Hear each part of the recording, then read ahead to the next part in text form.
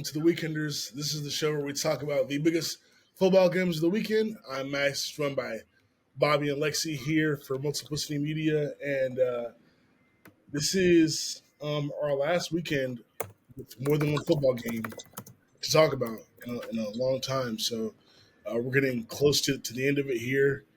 Kind of crazy to think how fast this both NFL and college football season have both flown by, but here we are, and it's championship weekend. You guys ready? So ready. I'm just like, I'm on cloud nine. Should be good. Should be a good Sunday of sports for sure. The AFC's on Saturday, isn't it? But they're all the same day. Yeah, they're on Sunday. Both games are on Sunday. Are you sure? Because I thought I saw I thought it said it was Saturday. It's always championship weekend's always Sunday. Like they do the games like right after one another. Oh, I thought. Okay, cool. Yeah, Well, that's big. Yeah, so they're always like 3:00, 6:30, like on Sunday every year. Okay. And I guess that kind of does make sense too, because like, I mean, even though you do get an extra week, I'm sure teams would be like, "Oh, that other team got an extra day." Like, that's what people were saying. So I was like so confused. I'm like, wait, that wouldn't be fair. You're right. Nah, they both the same day. And I actually like that because it's kind of fun. Like like right then and there, like who's going to the Super Bowl. So yeah. So yeah, I'm happy about that. I was like, man, we're to split it up between 2 days. What is this? All right, cool. Well, before we get into these games on championship weekend, I think the biggest news coming out of this week or in the football world of this week is like the Bills, another loss against the Chiefs. This time we're in Buffalo. This time the Chiefs are very much undermanned at the receiver position. So you think like this might be the worst Chiefs team in a while because the defense is great. They're not going to go anywhere. Patrick Mahomes is obviously going to be Patrick Mahomes for a while. And, Travis Kelce's getting older and they're going to have to get better at the skill positions, but you figure they're going to do that in the next few years. So Buffalo, this is a year where Cincinnati was down because of Joe Burrow. Obviously being out for the season. You have the AFC East sort of, they were able to take advantage of that because, Miami, not quite there. Obviously, the Patriots are down and the Jets didn't have Aaron Rodgers. So, in a lot of ways, this was the Bills' best chance to, get to another AFC championship game. And, they would have had to face a tough Ravens team, but, who knows at that point. So my question to you all is, do you guys think the Bills' Super Bowl window is closed? I don't think it's closed, but I mean, what a squandered opportunity and what a demoralizing loss. First off, congrats, Kansas City. I feel like a buffoon once again for writing them off. And then, Patrick Mahomes and them, they just find a way to win in the playoffs. Just simple, cut and dry. But in terms of the Bills, I mean, you had it right there. All of the complaints, all of the, we always get them in Arrowhead, blah, blah, blah. You had them right there. And there's just something about that franchise. I don't know if it's cursed. I don't know if it's incompetence, but it is baffling that went the way it did. Especially when you think about fourth down on your own 30. Let's run it with DeMar Hamlin. I mean, what are we doing here? So unserious. It's like they're it's almost like you just roll a dice and it's like, okay, whatever you have to do on this one, it is like the worst possible, or it's like Impractical Jokers. I think I saw that meme somewhere. Literally the worst decision you could make at that period of time. And I don't understand it. These poor Bills fans, they're just, I don't know if the answer is getting rid of Sean McDermott. I don't quite think it is, just for a couple of mistakes. But I don't know. Whatever is going on in Buffalo, deep-seated issues, and they got to make it work. They got to find a way to fix something because something just ain't cutting it when it comes to playoff time. Yeah, I wouldn't say the window's closed, but I just don't think they're gonna get it done with McDermott. I don't like. I think if you have to choose to start from scratch for like your coach or your quarterback, like Josh Allen is very good, but these little mistakes that McDermott has made, like play calling, whatever, have just come up so short and in the worst times possible. So, I'm not saying he's not a good coach, but I think that, his time in Buffalo should probably be coming to an end because it's just not working. Like you said, it's not working at all. They're coming up short, failing. They had it. They had the win. They should have won that game. And what are you doing running that play with Damar Hamlin? Like I said, it's so unserious. Like I would be so frustrated and pissed, like if I was a Bills fan, and they have a right to be. But there's got to be some type of shakeup. I don't think that they should lose Josh Allen. I think he's really good. I think he can do the things for them, but something's got to change. Something's got to give. I think there's like two sides to this coin, right? Like obviously with Josh Allen, as long as he's there, you're gonna have this the Super Bowl window is gonna be open because he is a great quarterback, and it's a quarterback league. You're always gonna have a chance. But I do think there are certain phases and that every team goes through, and quite frankly, this team has had a few bites at a few bites at the apple with the team that they have currently constructed. We may see some retooling or whatever here, but eventually, even great quarterbacks, retire without ever, winning a championship. Great quarterbacks have retired without even making a conference or sorry, a Super Bowl. So it can happen. Like just because you have Josh Allen does not mean that are automatically guaranteed a Super Bowl appearance or even a ring. So I think the Bills have a lot of soul searching to do. I think they're going to have to figure it out sooner rather than later because I think Miami with Mike McDaniel will be able to figure it out sooner or later. The Patriots, we don't know how Gerard Mayo was as a head coach, but Robert Kraft is a really good owner. They could potentially be, a Jaden Daniels or Drake May away from, being a good team again. And then the Jets, aren't really that far off either. They have a lot of good players. I don't know if Aaron Rodgers is what they're gonna do. He's gonna do for them next year, but they could get a guy in there and make some noise in the AFC East. So, and the AFC in general is just really tough. I mean, there's a lot of good teams in the AFC. Like it's a really strong conference, and so the Bills are gonna have to figure something out. But for right now, like I don't see their path to a Super Bowl anytime soon. I'll just put it like that. I think kind of sitting at that. I'm yeah, sorry, go ahead. well. No, go kind ahead. of sitting at that crossroads that Peyton Manning had. They're like, are you going to go and try to get one and like gut it out with the Colts and like kind of figure it out? Are you going to be the Colts to get like a couple lucky ones against the dynasty, or are you going to be the Phillip Rivers Chargers? Like, Yeah, that's essentially where they're at right now. yeah, exactly. Yeah, it's tough, man. They definitely got a lot of soul searching to do. And like I don't mean to like push this narrative like too far, but I kind of feel like they're the Cowboys of the AFC right now. Like they keep knocking on the door, but they can't really break through. They got to figure out what to do because the quarterback ain't going nowhere, and we'll see what happens with the coach. But yeah, those are two teams that yeah, my heart goes out to them. But yeah. They're the Cowboys with like pure pessimism. Like it's like while the Cowboys had like the 90s, like these joyous times, the Bills have nothing but horrors in the back of their mind. So they're like a humble Cowboys. And the horrors are due in part to the Cowboys, which is funny. But but yeah, no, you're exactly right. So let's start to kind of break down these games. There's only two, obviously. The AFC Championship will be the first Sunday at 3:00 Eastern Time in Baltimore. Over under, excuse me, the spread is the Ravens are favored by 3.5. Over under is 44.5. Now these are two really great defenses. I think we saw that in their conference championship games.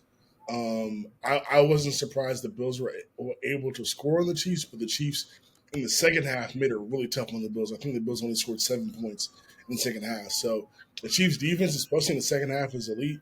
The Ravens' defense is elite. They've been great all year. But we also have two elite quarterbacks. So who has the edge? Is it the Ravens' defense versus Mahomes, or the Chiefs' defense versus Lamar Jackson? I'm going with the Ravens defense. They were like number one all year. Chiefs defense is good, but they're really good against the pass. Where like Baltimore has got a real good running threat, not only in their running backs, but Lamar as well. So I'm gonna give the edge to the Ravens defense just because I think that they're all around squared up to be like the best that the Chiefs have faced. Yeah, I mean, the Ravens completely shut out a Texans team that was so high flying against a really, really pretty solid Browns defense. So, I mean, shutout as in the offense didn't score. It was a field goal and a kick return for a touchdown. No action from CJ Stroud. Really nothing at all going that entire game. They're the real deal. And I know with good reason, everyone talks about Lamar and everything he does excellently on that offense, but that defense is the star of the show there. Yeah. I think I would have to give the. I think Lexi, you make a very good point about what the Chiefs defense does against the pass, and I think Lamar is such a cheat code because of his ability to run. But I mean, this is such a hard question because like Lamar has the edge in terms of the mobility and the ability to just break the game wide open with his feet, but the Mahomes is such a perfect like quarterback. Like he doesn't make mistakes, and it's hard to play defense against that. When you have a guy that just like can execute so well, especially in the playoffs, when the stakes are higher, he plays better. Like that is a very very difficult thing. So I think I would have to give the edge to. I would say the Chiefs defense against Lamar because at least with Lamar, it's like okay, I know I have to stop the run, but he can't run every play. Like he has to pass too, right? So that's going to be the thing they're up against. Whereas like the Ravens defense is phenomenal. They did great against Stroud in the second half, but Mahomes is just inevitable. he's like Thanos. So it's like it's a tough assignment for them. Um, so yeah, good luck to that to both defenses. To be honest. All right, predictions. Uh, I'll go first. Or who wants to go first? I'll let somebody else go first. Well, I'll go first because I'm going with the Ravens. Lamar has always been my guy. I love John Harbaugh. I love what this whole team is doing this whole season. I just think that they're on a tear. There's no one. I feel like they can stop them. Even the inevitable Pat Mahomes is going to kind of hit a roadblock in a way. So, yeah, give me the Ravens at home. I have learned my lesson. I'm look. Last week, Yeah, I thought that the Bills were going to finally buck that trend. That KC, everything I'd seen with my eyes, that KC would fall apart in the playoffs. Wrong. I'm not going to listen to this again. I'm not going to do this again because, look, even though the Ravens played well, they played against a bunch of pups in the Texans. They were making mistakes beyond belief. And, I mean, just frankly, I don't know. I think they got over that playoff win, but let's be honest, they got over it against a pretty inexperienced team. Not the case for KC. I'm riding with the Chiefs, hot hand. They know what they're doing, and I think Lamar might have to start answering a little bit more of those playoff questions again. But look, probably shouldn't because I think the Chiefs are really, really, really good, especially when it comes to situations like this. Yeah, this pick for me, I want the Ravens to win. The Chiefs have had their success. I am an equal opportunity person. Like I like to see other teams have a chance, and so like For me, I'm like, okay, the Chiefs are good. We know they're good. But the Ravens, man, like this could be their time. And uh, I grew up. The Panthers have always been my team. I don't like second teams, but the Ravens have always been a little bit of a second team. My brother is actually like I feel like he definitely says like the Ravens are his second team for sure. He probably likes the Ravens and Panthers equally.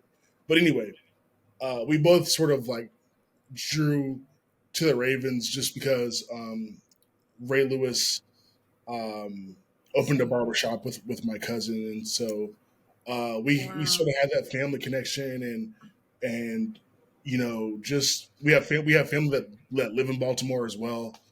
So like I've always sort of kind of been like, okay, yeah, I like the Ravens. So loved the Joe Flacco era. Playoffs were that was all those battles against the Patriots were always fun to watch. I still remember that the when they beat Peyton Manning Broncos with that Jacoby touchdown. Like I have fond memories of all that.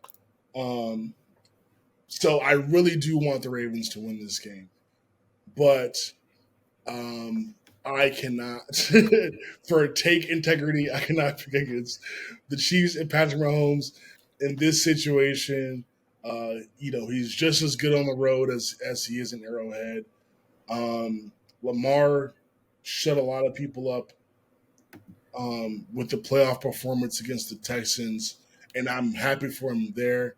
But we're talking about a team in the Chiefs where you cannot make any mistakes against them because they're at the point now to where like they're like the Patriots. Like if you make one too many mistakes, that could be it for you. And so when we're talking about this situation and trusting a team to just play a flawless football game, even in rough circumstances, I have to go with the Chiefs. I don't like it. I don't, but but I'm picking with my head and not with my heart for this game, and I hope I'm wrong. I really do, but I'm taking Kansas City. Ray Lewis is like one of my favorite football players of all time. I've always found myself rooting in a way for them, and I love John Harbaugh, always have. So Yeah, yeah, um, yeah. I could talk about it all day, but yeah, I really Ravens have always been a cool team. Um, the NFC Championship. Let's move on to that. That game's right after the AFC Championship, Sunday 6:30 Eastern, and at the 49ers. The Niners are favored by 7. The over under is 51. Um, Obviously, everyone wants to know about Debo Samuel. Injured his shoulder. I believe it was a shoulder injury in the game, in the first half of the game against Green Bay. Um, right now, the reports are saying that Debo Samuel is 50-50 to play. I think that is going to be a big loss for the Niners if he can't play. The discussion and the debate this week has been about Brock Purdy and if he's actually good or not, which I think is going to continue and might be a heavily debated topic if the 49ers make the Super Bowl, which is kind of why I wish they don't, because I just don't want to have the Brock Purdy debates. Like I really don't like I just don't want to. Some narratives you don't want to have, and that's one that I don't want to have a conversation about. So yeah, but yeah, that's the status on Debo. So we'll see what happens if he can show up for the game. But speaking of quarterbacks, the Lions, I believe, have one. I think Jared Goff is the best quarterback in this game. I think I said last week I believe Jared Goff was better than Baker in that situation. So I think he's way better than Brock Purdy. But the question is, will that matter? Will the fact that the Lions have the better quarterback matter in this game?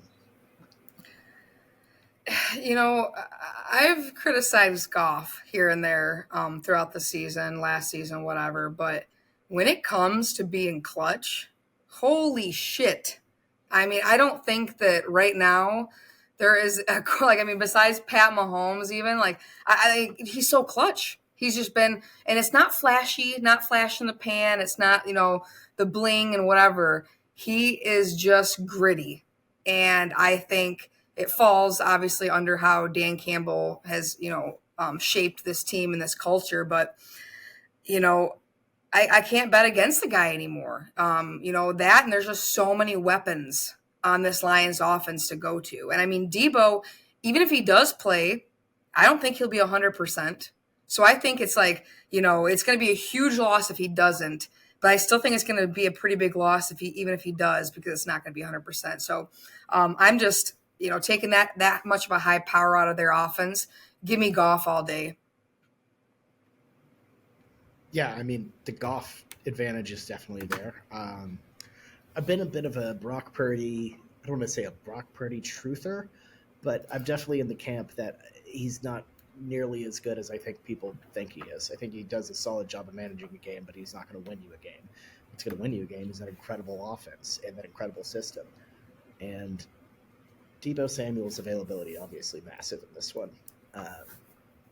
But overall, I feel like that system cohesively in San Francisco has an edge over the Detroit one. I think they're both good, but especially on the road in Santa Clara or whatever the hell it is, it's not. We all know it's not really San Francisco.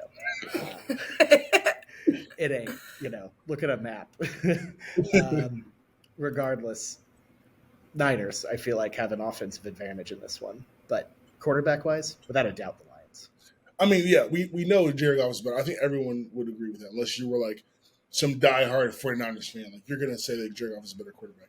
But I guess what I'm asking is, like, does that matter? Like, is the fact that the Lions are trotting out the better quarterback matter at all in this game? Or are then as the Niners just like, I mean, talent-wise, I don't think it's that big of a difference. I think the Niners defensively probably is the biggest like separation of talent between the two teams. If with no Debo Samuel, then I would say offensively the Lions are much stronger.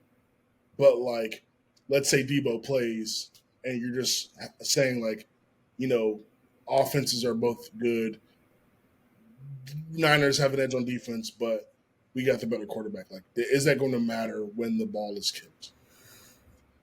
I mean, I think so. I think it's going to take all aspects of both teams to win this game. I mean, it's not going to just say that's the only thing that does, but I think that having somebody that can come in and that you can rely on is absolutely going to matter in the NFC Championship game. But yeah, like I said, we got to fire up all cylinders. It's going to be in San Fran. It's a very, very good team that their Lions are going to be facing, but I think it does. I really think it matters who's going to be behind center. I think it matters. And I think in a way, like, Jordan Love didn't briefly have a moment where he thought he was like briefly possessed by the spirit of Brett Favre for a moment. Throwing that pick across midfield. As a former I had so much fun watching that. As a former Favre fan, I have seen that many times, and of course, I look. Young Bobby clearly knew how to pick, idols to look up to, because that turned out great. But yeah, regardless, I think it does matter if this game is played tight and you get the ball in Goff's hands. I feel better about Goff having to make the decisions and to make that drive than I do the Niners, because I feel like the Niners, they're a great offense with time. When you can take your time to get McCaffrey involved and sort of chew up the game and move at your own pace. But if you put the fire to Brock Purdy's feet and make him have to make big decisions really, in clutch moments, I mean, I'm going Goff. So if it goes close, yeah, I think it absolutely matters. Yeah, I think it matters a little bit in the sense of like we talked about with the Ravens and Chiefs. You need to play mistake-free football, and that is going to be easier when you have a quarterback that is capable of not turning the football over. Not that like Purdy's a turnover machine, but like in those clutch moments, I'm going to trust that I have the better guy in golf, and you do. If you're the Lions, so like I think in that type of circumstance, like it definitely does make a big difference. and the Lions, are going to have to make sure they protect him because when I think I mentioned this on the last show, like when Goff has a clean pocket, he's phenomenal, and so Penei Sewell, that offensive line is going to have to make sure that they're you know um, just having the best game they've ever played in their entire career. Um, Receivers creating separation. I think the underrated thing about this matchup is like how great it is that the Lions have speed on the field with their pass catchers. Especially Gibbs um, and St. Brown and Jameson Williams. Like that's going to be huge for them. So um, yeah, I think it. I agree with you guys. I think it matters in the clutch moments, but also just throughout the game as well. When you're just trying to when you face a great defense, like you want to have a quarterback that can deliver, and you want to be able to hope that the other guy makes mistakes. Kind of like the end of the Lions Buccaneers game. Like you were glad that Baker was on the other side, and not Tom Brady because Baker is going to throw the pick, but somebody else is better quarterback would have maybe made some better plays. And so He did march down there, and I was kind of worried for a second. I'm like, all right, guys, what's happening? But Derek Barnes, bless you. Baker got let down. Baker got let down by that defense mostly. He played a hell of a game, though. He really did. I knew he would. He's such a. I always thought he would have been so good in the Lions because he's just so gritty and just like a badass when he's out there. Like I just feel like he always would have fit well. That would have been a really great cultural fit. Yeah. When he got drafted to Cleveland, like people were surprised because I think people like were expecting Sam Darnold to go to Cleveland, but I was like, nah, Baker is like a good cultural fit for Cleveland. Like he like you guys said, like he's gritty, he's a tough kid, and not to disrespect Sam, but Sam is a lot more just calm and he's cool, he's quiet, whatever. Like I think Cleveland, especially at that time, needed Baker, personality wise. Unfortunately, they had some of those coaching changes and it didn't work out. But I thought Baker in Cleveland was a perfect fit. From just I'd argue that Baker is almost only good when he's an underdog. Like that's like the source of his power is being doubted, and then that's when it gets fired up again. He almost got too good, He didn't have his energy, I guess. But no, I think it was a better game than it looks on paper. 2 picks, one wasn't his fault, the other one was yikes. But ultimately, good season for Mayfield. Very happy for him. Yeah, he might be getting a new contract as well. So yeah, definitely good for him. Okay, predictions. Again, 49ers are favored by 7. I think the Lions kind of disrespectful, actually. Give me all the disrespect. I'm taking the Lions because if you recall, viewers, the great thing about YouTube is you can go back and look at old clips of us in old shows, and about I don't know, like 20 shows ago, August, September. We were doing, previews of the season, and I said the Lions were going to the Super Bowl. Now, granted, I got the other team wrong. But close though. You were close. Was the other team the Chargers? The Bills. No, I think it was Chargers. I'm pretty sure it was the Chargers. Oh, I thought it was the Bills. Yeah, I'll go back and look to make sure, and we'll talk about it on the next show. But I'm pretty sure I had Chargers Lions. And yeah, Bobby was like, "You're just being nice," and I was like, "No, I don't trust Dallas. Why would you trust the Cowboys to do anything?" I didn't like the Niners with Brock Purdy. I didn't know how the Eagles were going to respond after making the Super Bowl, so I was like, you know what? The Lions to me are clearly the best team in the NFC North. They got a good infrastructure. Jared Goff has been been to the Super Bowl before.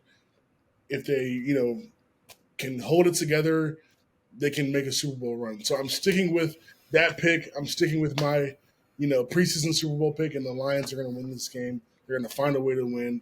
Brock Purdy's going to make one too many mistakes at the end of the game, and the Lions are going to pull it out and shock the world and go to the Super Bowl. Got to give credit where credit's due. That was an excellent pick. Thank Even if you. it doesn't work out, great pick, honestly. Thank you. Thank you. I'm going with my guys. There's no way in hell I'm not going with my guys. And I think it really hit me because I went to the game on Sunday. And that just they weren't even like when they won the game. You could like look at them and see that they like expected it. Here I am just like crying tears of joy because I can't believe this really happened. But they're so locked in, and on the road, they have been stellar this season. With minus the Ravens, we won't talk about that. But they had it together. They're on a mission. Everything seems to be clicking. I know the secondary has given up a lot in the last few games, but I need it. I need it like I need air to breathe, and I'm taking my boys all the way. I mean, it's the best story in the NFL by far. The Lions. It's been incredible. I just feel like it's going to come to an end outside of Ford Field, outside of Detroit. Sometimes these stories that are so good, just like you don't get the payoff you want, and I feel like that's kind of where this is going to end up. If it was at Ford Field, I'd be going the other way. I think it's going to be a close game. I'm with Maxwell. I think that line is way, way too high in favor of the Niners. I think it's going to be a great game, a tight game. But I'm going to go with the host to pull it out on this one. I think they're holistically a better team. Just top to bottom, the defense is just at that level, just one of the best in the league. And ultimately, I just think they have enough to squeak it out. I will say last week gives me a bit of pause. They didn't look great against Green Bay, but I don't know. I'm feeling the Niners here. But look at this on the bright side, Lexi. I'm usually wrong on these things, so maybe I just punched your ticket to the Super Bowl. So at this point, it's like we're playing with house money. I said one playoff game, maybe more. Having two, winning that many since 1958. I'm happy to be here. It's like the true meaning of like I'm just happy to be here. This is the Lions. Yeah, and it's like the start of something too. Like it is. Like, this isn't a fluke. Like yeah. They've built, like they're building this, and Dan Campbell and Brad Holmes, give me it like the rest of my life, please. Yeah, shout out to Sheila Fordham, the ownership. Turning things around. The ownership is so important. Shout out to her. She dropped her Ford name, and I truly believe that is what made all the difference. Like you got rid of Ford out of your name, you did the opposite of what your parents did, and we started winning. What do you know? Yeah. Shout out to her. Yeah. All right. Looking forward to 2 good games. I think both are going to be good games, and the NFL's been delivering the playoffs for sure. All right, lock of the week. Last week we were absolutely horrible. Clean sweep, 3 L's. I put the Texans +9. The Texans, Ravens, and the 49ers Packers were both 9-point spreads. And I cannot believe that the Niners-Packers game was the one. The Packers covered the 9-point spread, but the Texans couldn't. That's absolutely absurd to me. But anyway, took the L on You're that. looking great at the first half of that one. Yeah, that was great. That was a great first half for the Texans, but fell apart. Bobby had Bills -2.5. Obviously, the Chiefs won the game. And then Lexi had the Texans Ravens over 44.5. And I think you were like a couple points away from. Which is crazy because CJ didn't really do shit all the game. So I'm like, man, if you would have just got one more touchdown. Yeah. Just one. All you need is one. All right. Lock of the week this week. Bobby, why don't you go first? Yeah. I'm feeling the Niners just straight up at home. Is this partially because I was late on the document and I wasn't able to get the Chiefs? Maybe. But at the end of the day, I feel like I'm going to pick the best team on the list to win straight up at home, and that's the Niners. That's exactly how I feel about the Ravens. So give me what I think is the best team in the league right now to win the game. All right, so I'm using the same strategy that I used last week, and it might bite me in the ass again, but We're gonna see. I'm taking Chiefs plus 3.5 because out of all the teams to win the game, um, I could see the Chiefs or Ravens winning, but with the Chiefs plus 3.5, obviously it covers me if the Chiefs win, and then even if the Ravens win, I think it'll be a close game. I think 3.5 is a weird line. Like if it was just three, that's something different. But like, Chiefs can easily cover that with, even if they lose by a field goal. So I like 3.5. I like taking the Chiefs plus 3.5 there as my lock. Um, all right, cool. Well, that's it. That's three. That's our games. Only two of them. Next time you see us, we'll be talking Super Bowl. We'll be doing some fun. That'll be a fun show. Looking forward to that one. But that's it, folks. And we hope you enjoy your football weekend. And of course, we'll see you back here next time. It's been fun.